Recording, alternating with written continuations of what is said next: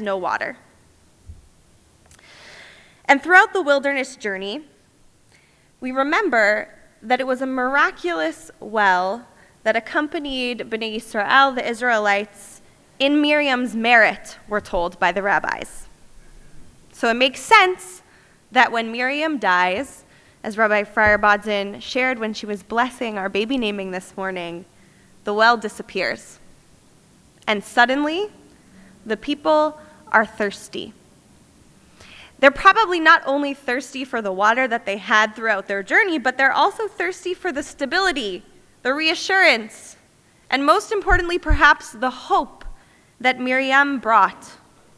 They have lost someone very special who has quietly sustained them for decades. It's remarkable that Miriam's leadership often unfolds in the background, never really front and center. That's for Moshe and for Aharon, right? Moshe receives the speech, sees God panim el panim, face to face, and Aharon is the one who gets to wear the priestly garments and train his descendants in the duties of Kohanim. Miriam, on the other hand, the third sibling, rarely occupies the center stage. And when she dies, everyone realizes, maybe even for the first time, they might have taken for granted just how much they depended on her. That's often true of the people who shape our lives most deeply. We don't always notice the well while we're drinking from it. We don't always appreciate the well while we're guzzling it. And only later do we understand how much it sustained us. The people of Israel, of course, respond to their thirst by complaining, the usual. Moshe, who is grieving the loss of his sister and also maybe even a little exhausted by years of leading Bnei Yisrael toward Eretz Yisrael out of slavery in Egypt, reaches his breaking point. He says, Shimuna Hamorim, listen up, you rebels. I've shared this point before, actually, from the Bima, but I think it bears repeating that hidden in this word, Hamorim, is a linguistic echo of Miriam's name. Hamorim, Miriam, they share the same root, mem, resh, mem. And I can't help imagining that in Moshe's moment of grief and frustration, he's actually not only calling out in frustration, but calling out for the sister that he lost. Miriam, where are you? We need your hopefulness. We need your resilience. We need that spirit that you brought that always carried us forward. Where do we go from here? Because after all, Miriam's life was an exercise in hope. As a young girl, she watched her baby brother floating in a basket on the Nile River.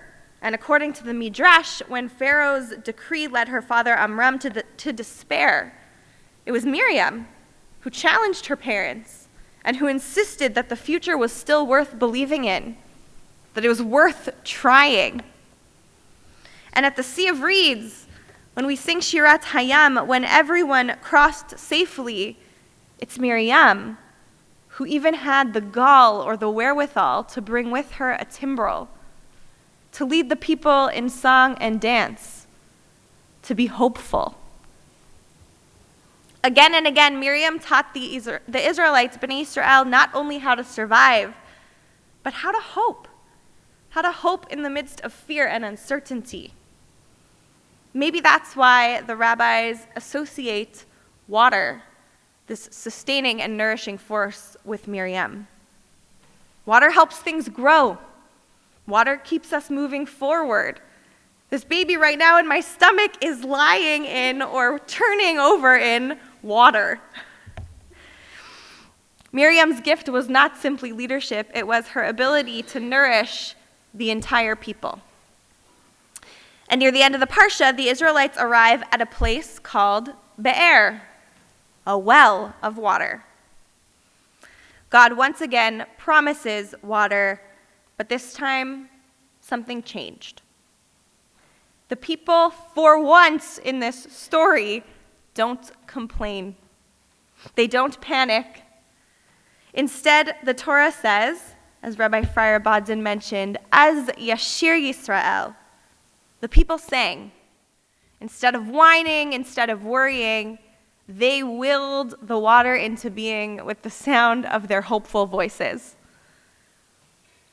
At the Sea of Reeds, when we read, Az Yashir Moshe V'nei Israel, then Moses and the children of Israel sang, that was the moment that Miriam taught Bnei Israel, it's okay to sing in the middle of fear and uncertainty.